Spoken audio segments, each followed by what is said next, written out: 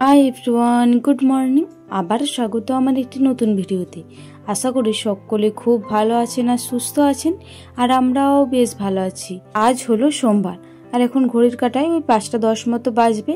এইরকম টাইমে উঠে পড়েছি, তো ওই 5:05 উঠেছি। তো তারপরে উঠেই এই যে ঘর মুছতে চলে এসেছি। তার আগে মুখটা ব্রাশ করে নিয়েছি, তারপরেই ঘরটা মুছতে এসেছি। কারণ সোনামা আর ঠাকুমা এখনো শুয়ে রয়েছে, ওরা এখনো পর্যন্ত ওঠেনি। তো আমি ভাবলাম যে ওরা উঠুক, তারপরে না হয় ঘরটা মোছামুছি করব, একদম সকল ঘর। তো দেখলাম যে না, সোনামা ঘুমিয়ে রয়েছে, আর সেরকম কোনো কাজও নেই। কারণ মা উঠেই মেরুলি আর ঘর আরে সব কিছু ঝাড় দিয়ে নিয়েছি। তো মাকে মানা করছিলাম, কারণ মা ওই যে ঝাড়ু আরে দিয়েছে, তারপরে আবার একটু অসুস্থ বোধ করছে, আবারও বলছে ওই বুকটা আর মাথাটা ব্যথা করছে। তো মাকে একটু বকাবকি করলাম যে তোমাকে কেন এইসব করতে হবে, আমি তো রয়েছি। তো আমি সেই কারণে একটু সকাল সকাল উঠে পড়েছি। আমি জানি যে উঠে পড়ে মা বসে থাকবে না, তো সেই কারণে বিশেষ করে ওই দিকটাও একটা মতো রুম মুছে নিয়েছি, তারপরে পুরো হলটি মুছে নিলাম। তারপরে এইদিকে এই যে রান্নাঘরটিও মুছে নিচ্ছি। তো রান্নাঘরটা না ঝাড়ু দেওয়ার সময় ওই ধুলোগুলি রয়ে যায়, তো ওগুলি তোলা যায় না। তো অনেকটাই উঁচু, তো যেহেতু আমাদের সিঁড়ির তলাতে রান্নাঘরটি করা হয়েছে, সেই কারণে ওই যে ঝাড়ু দেওয়ার সময় ওইখানেই ধুলোগুলি জড়ো করে রেখে দিয়েছিলাম, ওগুলি কটা বালতিটিতেই কুড়িয়ে নিলাম। তো দাঁড়ান, রান্নাঘরটি ভালো করে পরিষ্কার করে নিই, তারপরে না হয় পুরো হলটি ভালো করে পরিষ্কার করে নেব। এই মুহূর্তে জানেন তো সোনামাও উঠে পড়েছে। তো মা সোনামাকে নিয়ে বাইরে ওই খাটটি রয়েছে, ওইখানেই বসে রয়েছে। ঠাকুমা এখনো পর্যন্ত ওঠেনি, ঠাকুমা উঠুক, তারপরে না হয় ওই ঘরটা একেবারে পরিষ্কার করে নেব। হল আরে পুরোটাই কমপ্লিট হয়ে গিয়েছে। এই যে বাইরের যে দুটো মতো সিঁড়ি রয়েছে, ওই দুটো মুছে নিই। এই যে ঠাকুমায়ের সবে মাত্রই উঠলো, তো মা বলে যে রুমটা না হয় এখন থাক, তুই একেবারে খেয়ে আরে নে, তারপরে না হয় পরিষ্কার করবি। কারণ ওই রুমটিতে যদি আমি এরপরে ঢুকি, বিছনা বাগাবো, ঘর ঝেঁটবো, ঘর মুছবো, অনেকটাই দেরি হয়ে যাবে। সোনামা বেশ অনেকক্ষণে উঠেছে, তো ওরও খিদে পাবে। তো মা ভোর বেলাতে উঠে মেরুলি দিয়ে দিয়েছিল, তো ওই মেরুলিগুলোই এরপরে ঢাকিয়ে নিচ্ছি। এগুলো না ঢাকালে হয়তো অমঙ্গল হবে, তো সেই কারণে এই নাতা দেওয়ার সময়তেই ওই বাসি নাতাটাই করে এই মেরুলিগুলো ঢাকিয়ে দেওয়া হয়। তবে ঠাকুর থানেরটা আমি দিই না, ঠাকুর থানেরটা মা আবার ঠাকুমা চেয়েও দিয়ে দেয়। আমি আর বাসি কাপড়ে ঠাকুর থানেরটা দিই না। আমি এই ঘরে এই দিক ওই দিক যেগুলি দেওয়া রয়েছে, ওগুলি শুধুমাত্র দিয়ে দিই। ওই 2 জায়গার মতো দেওয়া ছিল, আর এই যে রাস্তার ধারে 3 জায়গা, এই 3 জায়গাতেই দেওয়া হয় আমাদের মেরুলি। আর ওই ঠাকুর থানে রয়েছে, ওইটা বললাম তো আমি দেবো না, ওইটা মা আবার ঠাকুমাকে যেও দিয়ে দেবে। তো আমার পুরো নাতা দেওয়া মেরুলি ঢাকানো সব কমপ্লিট হয়ে গিয়েছে। এরপর জলটি ফেলিয়ে দেবো, তারপরে না হয় ওই চা দুধ গরম সব কিছু করতে যাব। বালতিটি আরে ধুয়ে পরে আবারও হাত মুখগুলো ভালো করে ধুয়ে নিয়েছিলাম। তারপর সোনামাকে একটু ফ্রেশ করিয়ে নিলাম, ওকে একটু ব্রেস্ট ফিডিং করালাম। তারপরে এই যে টাটকা জল নিয়ে চলে এসেছি। একদিকে সোনামায়ের জন্য দুধ গরম করতে দিয়ে দিলাম, কারণ ওকে দুটো মতো মুড়ি খাওয়াবো দুধ দিয়ে, এখন দুধ দিয়ে মুড়ি খাওয়াচ্ছি সকালবেলাতে। আর এইদিকে মায়ের আর ঠাকুমার জন্য গরম জল করতে বসিয়ে দিয়েছি। মা আর ঠাকুমা প্রত্যেক দিনই গরম জল খেয়ে থাকে, তো সেই কারণে মায়ের আর ঠাকুমার জন্য গরম জল বসিয়ে দিয়েছি। এইদিকে গরম জল হয়েও গিয়েছে, মাকে 1 গ্লাস মতো আর ঠাকুমাকে 1 গ্লাস মতো দিয়ে দিলাম, আর চাটিও বসিয়ে দিয়েছি। আজকে 3 কাপ মতো জলই দিয়েছি, আমি ঠাকুমা আর মা 3 জনে মিলেই খাবো। এই যে চাটিও হয়ে গিয়েছে, 2টো মতো কাপে ছাকি, কারণ 1 কাপ মতো মা খাবে আর 1 কাপ মতো ঠাকুমা খাবে, আমি একটু পরে খাবো। ওই যে মা একেবারে মুড়ি রেডি করে নিয়ে চলে এসেছে আমার আর সোনামায়। তো সোনামাকে আগে খাইয়ে দেবো, তারপরে না হয় আমি খাবো, কারণ ও অনেকক্ষণে উঠেছে, তো ওর খিদে পাবে, তো সেই কারণে। যাই হোক, এই মুহূর্তে অনেকটাই টাইম পার করে ফেলেছি। তার মাঝে ওই টুকিটাকি মতো কিছু কিছু কাজ ছিল, ওগুলি সেরে নিয়েছি। তো এই যে ঠাকুমা দেখছি এই মুহূর্তে মাছ নিল, চারাপোনা মাছ, ওই 5টা মতো নিয়েছে। ঠাকুমাকে বললাম যে ওই 4টে মতো নাও, ঠাকুমা বললো যে ওই 300-তে ওই 5টা হচ্ছিল, তো সেই কারণে 5টি মতো নিয়েছে। তো খুব যে ছোট ছোট নিয়েছে তা কিন্তু নয়, খুব যে বড় বড় নিয়েছে তা কিন্তু নয়। মায়ের ঘরের মর্নিং রুটিন হচ্ছে আমার এইটাই, সকালে উঠে ঝাড় দেওয়া, ঘর মুছা, আর ওই চা জল করা, ব্যাস ওইটুকুই, আর কিন্তু কিছু নয়। মাদের বাড়িতে সেই রকম বাড়তি তো কোনো কাজ নেই, গরু ছাগল বা বাড়তি সেই রকম কোনো কিছুই কাজ নেই, মাত্র ওই খাওয়া দাওয়া, ঘর গুছানো, ঘর পাকানো, রান্না, এইটুকুই। তো এই যে দেখুন, এইদিকে আমার সব কটা মাছ পরিষ্কার করা হয়ে গিয়েছে। এগুলি ভালো করে পরিষ্কার করে নিয়ে চলে আসি। যে মাছগুলি পরিষ্কার করলাম, ওই প্লাস্টিকটি আর মাছগুলি সবই ধুয়ে নিয়ে চলে এসেছি। এখানে তো আর সকালে কাপড় চেঞ্জ করে নিই, ভাবছি একেবারে স্নান করে নেব, তারপরে এসে ওই মাছে নুন হলুদ মেখে নেবো। তো তো দাঁড়ান ওই বুটিনটিও রেখে দিয়ে চলে এলাম, মাছগুলিও রেখে দিয়ে চলে আসি। তারপরে এই যে স্নান করতে চলে গিয়েছিলাম, তারপরে ওই কটা মতো কাচাকুচি ছিল সবগুলোই করে নিয়ে চলে এসেছি।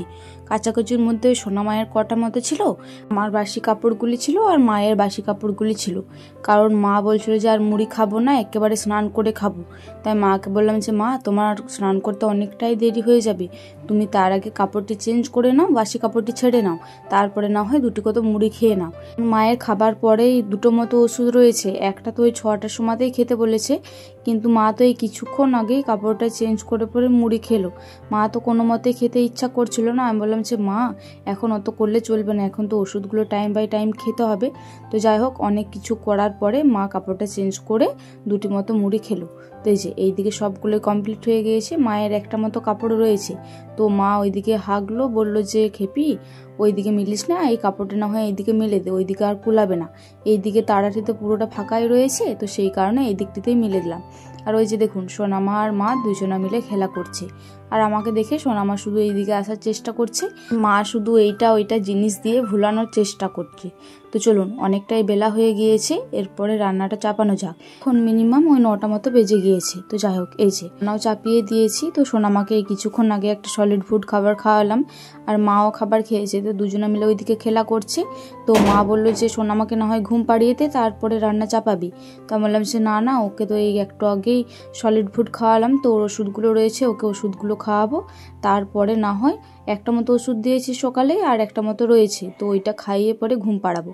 তখন কি না হয় ওই যে মাছগুলি ঠাকুমা কিনেছিল, মাছগুলি প্রথমে ভেজে নিই, তারপরে না হয় একটা সবজি চাপিয়ে দেবো, তারপরে সোনামাকে ঘুম পাড়িয়ে দেবো। না হলে না ওর ঘুমোনো টাইম হয়ে যাবে, আর আমার রান্না করতেও এইদিকে অনেকটা দেরি হয়ে যাবে।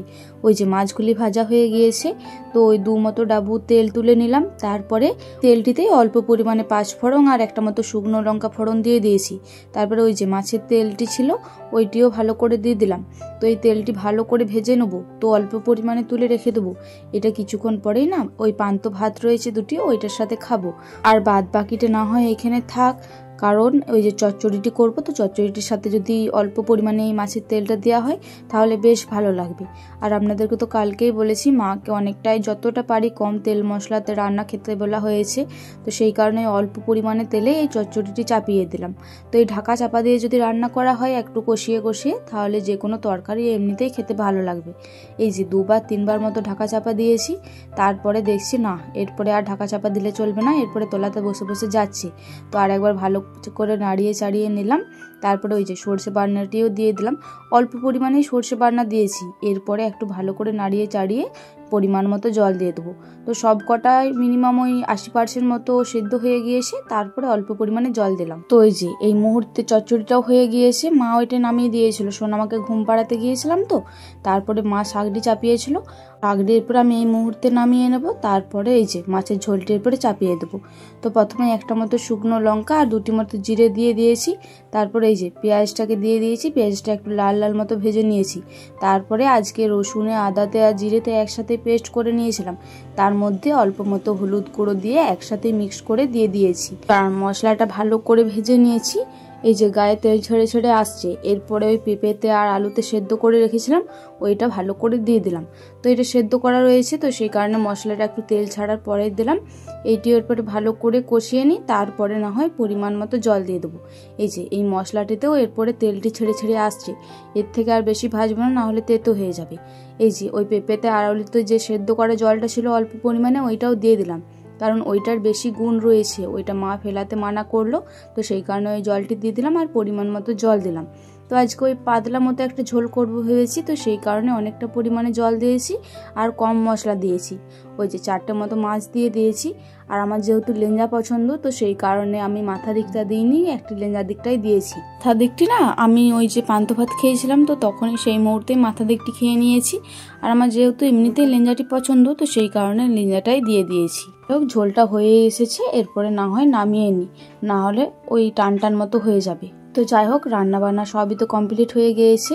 তারপরে এই যে কলপাড়িতে চলে এসেছি, জটা মাত্র বাসনপত্র ছিল, সব কটা বাসনপত্র নিয়েই চলে এসেছি। মা আরে না এই ভীম জেলটা খুব একটা ইউজ করে না, সেই কারণেই এতদিন চলছিল, না হলে কিন্তু এই ভীম জেলটা এতদিন চলতো না। মা ওই সার্ফের গুঁড়িতেই বাসনপত্র মেজে থাকে।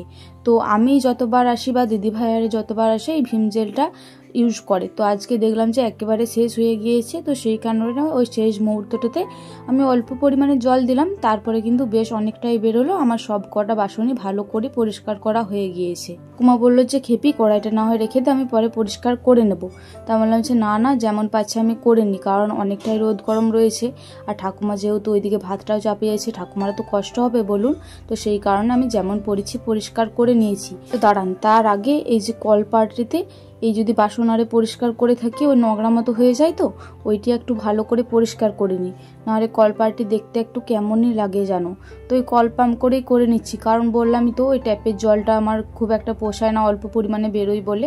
তো সেই কারণে কলে তো অনেকটা পরিমাণে জল বেরোয়, তো সেই কারণে কল পাম্প করেই ধুয়ে নিলাম। তো দাঁড়ান, ওই ঠান্ডা ঠান্ডা জলটা অল্প পরিমাণে মুখে আর অল্প পরিমাণে পায়ে হাতে নিয়ে নিই, তাহলে বেশ ভালো লাগবে। কেউ আজকে খুব একটা বেশি পরিমাণে গরম নেই, তবুও আগুনের মধ্যে ছিলাম, তো সেই কারণে একটু মুখে চোখে জলটা নিয়ে নিলাম। চলুন এই বাসনগুলো একেবারে ঘরে রেখে দিয়ে চলে আসি। তো তার আগে দাঁড়ান, কারণ সালে আমি যে কাপড়টা ইউজ করছিলাম ওইটাও ভালো করে পরিষ্কার করে নিয়েছি। তো এই কাপড়টা জায়গা মতো মিলে দিই, তাহলে না শুকিয়ে যাবে। এই যে এইদিকে দেখুন, মায়ে কিছুক্ষণ আগেই স্নান করলো, কারণ সকালে কাপড় চেঞ্জ করে দিয়েছিল, তো সেই কারণেই কিছুক্ষণ আগে স্নান করলো। এই যে দেখুন, মায়ের যতগুলি কাপড় এই দিক ওই দিক মানে সব কিছুর আলাদা আলাদা কাপড় রয়েছে, তো সেই কারণে সব কটা কাপড় এইখানেই রেখে থাকে। তো তার আগে দাঁড়ান, এই গ্যাসটা একদম ভালো করে পরিষ্কার করে নিই, তারপরে একটু রেস্ট নেব, কারণ সোনামা এখনো পর্যন্ত ঘুমিয়ে রয়েছে। তো সেই কারণে মা বলছে তুই একেবারে না হয় গ্যাসটা পরিষ্কার করে নে জায়গাটা, তারপরে না হয় একটুকু রেস্ট নিবি, কারণ সোনামা যেহেতু ঘুমোচ্ছে। আর মা বলছে সোনামা উঠে গেলে না হয় আমি খাইয়ে দেবো, যদি আমার কাছে খেয়ে থাকে, তুই না হয় একটু রেস্ট নিবি, সকাল থেকে একেবারে বাগাচ্ছিস, ওই শ্বশুর ঘরেও যেমন আর বাপের ঘরেও তেমন বল। তা বললাম যে না না, তোমার তো শরীরটা খারাপ, তো সেই কারণেই আমাকে করতে হচ্ছে। তোমার যদি শরীরটা খারাপ না হতো তাহলে কি আর আমাকে করতে হতো বলো? আমরা তো মায়ের জন্য খুব একটা বেশি করে থাকি না, যতবারই এসি রেস্টের মধ্যেই থাকি। তো এখন তো মায়ের শরীর খারাপ, তো সেই কারণে একটু আধটু করে থাকছি।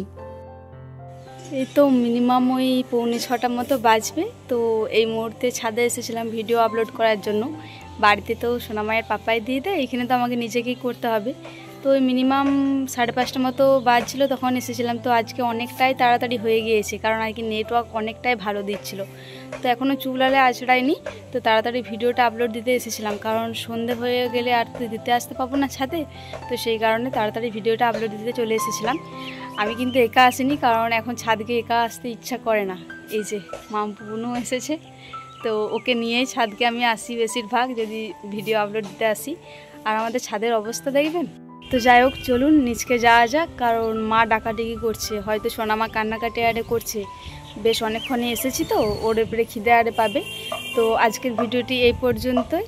আশা করছি আজকের ভিডিওটি আপনাদের ভালো লেগে থাকবে। আবার তো যাই হোক, চলুন নিচেকে যাওয়া যাক, কারণ মা ডাকাডাকি করছে, সোনামা হয়তো কান্নাকাটি করছে। অনেকক্ষণে এসেছি তো বেশ ওর খিদে আরে পেয়েছে হয়তো। তো আজকের ভিডিওটি এই পর্যন্তই, আবারও দেখা হবে পরবর্তী কোনো ভিডিওতে। ততক্ষণে সকলে খুব ভালো থাকবেন আর সুস্থ থাকবেন। আর আজকের ভিডিওটি ভালো লেগে থাকলে একটি লাইক, কমেন্ট, শেয়ার আর সাবস্ক্রাইব করে আমার এই ছোট্ট চ্যানেলটির পাশে থাকবেন।